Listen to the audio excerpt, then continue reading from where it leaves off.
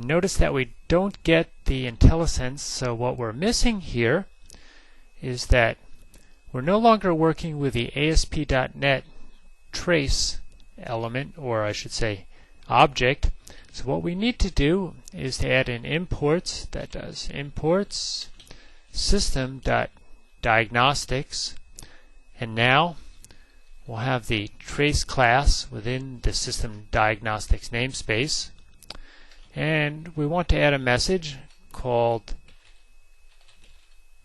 customer class is created. So that'll give us an indication when this class is created. Then in our getCustomers method, let's start out by having a message that says start getting customer data, and let's put that in a category called customer, and let's put one called end getting customer data, and we'll also put that in the category of customer. Now what we want to do is we're going to create a variable as a system.xml document equals to new system xml.xml document, and then we're going to load the file name that's passed in, and then we're going to return the document's outer XML as a string. Now let's go back over to our customer business objects page. And in our page load, what we're going to do is we're going to dimension a new customer object instance.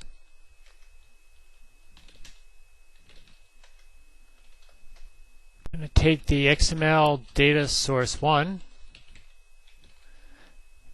and we're going to set the data property on that equal to the customer.getCustomers method. And in there we need to put a map path, and we need to set that equal to the app data / customers.xml. So now let's just make sure that the customer business object is our start page. Let's start it up and see what we get.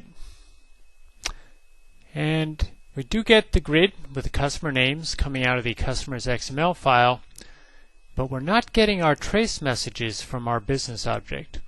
So let's go back and look at what we have to do to integrate those messages with our other messages. Now the reason that we're not getting the messages from our customers.vb business object is because the trace object here in our page, as you can see, is part of system.web.traceContext, whereas when we go over to our app code customer.vb, the trace class that we have here is part of system.diagnostics.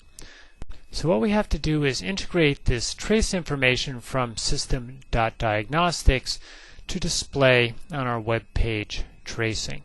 In order to do that, we need to go back over to the web.config file and add a few things. First thing we're going to do is just ensure that all our error messages are being displayed. So we're going to say custom errors mode equals off. Go back up to the top, and this doesn't necessarily have to be at the top, but we're just going to put it here so you can see it clearly. We need to add a new section called system.diagnostics, and then in there we want to add a trace element, and inside the trace element we want to add the listeners element, and then inside there we want to add a listener, and we're going to give this the name web page trace listener, and the type you can get from the documentation on adding listeners, and that is I'm going to paste it in here from the documentation, and then we just need to close off that element. Now on ASP.NET pages, you saw that the traces are displayed automatically. However, when we have system.diagnostic.trace messages, they're only displayed if the trace information is compiled into the application. So in order to do that, we need to add another entry. We need to add a section here after the system.diagnostics. And I've created this section ahead of time. I'm just going to copy it from the toolbox because it has a bunch of settings in it. Let me just paste that in. So it's an element by the name system.codedom compilers, and we're adding a compiler for Visual Basic. And so what this will do is use the compiler option of tracing equals true or trace equals true, and that will compile the trace information into our business object. So now if we view the page, you'll see that in addition to the ASP.NET tracing information, we now have the customer information in our trace log.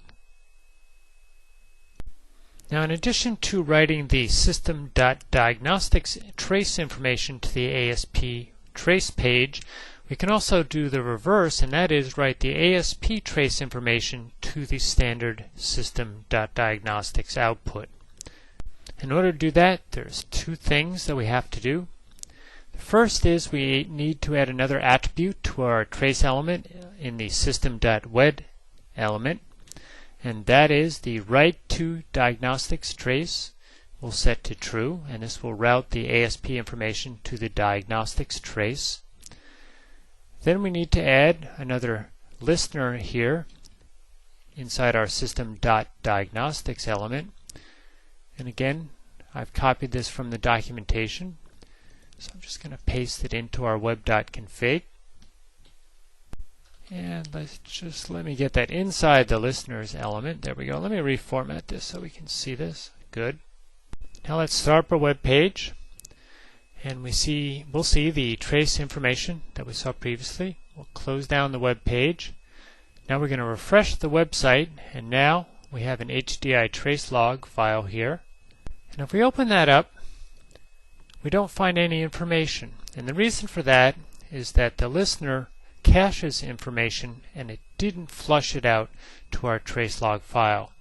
So what we need to do is to go back up here to our trace element, and we need to say auto flush equals true to flush that information out. And now if we open the log file after viewing the page again, you'll see we have the same trace information in the log file that we had on the ASP.NET web page.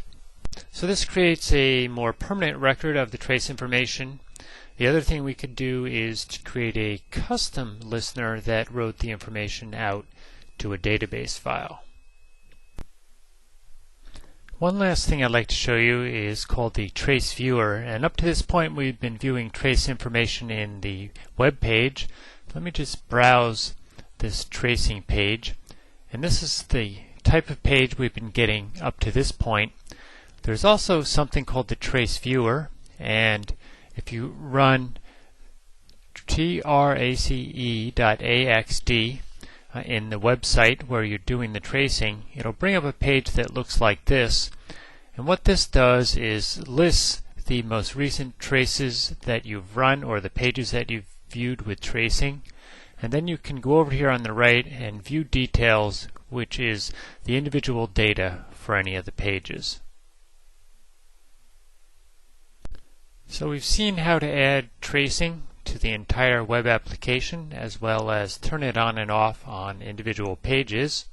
We then saw how to write both regular and warning messages using the trace object. And then we looked at how to add trace information to a custom business object using system.diagnostics, which is similar to but a different approach to tracing in an ASP.NET web page. And then lastly, we looked at how to integrate the trace information from system.diagnostics to the ASP web page trace information, and also write both the ASP and system.diagnostics trace information to a log file. I hope you'll find this information on how to put trace information in your ASP.NET web application useful. I encourage you to download the sample code that comes with this video. It's in both C# and Visual Basic. This is Chris Pelz. Thank you for watching this video on implementing tracing in your ASP.NET web application.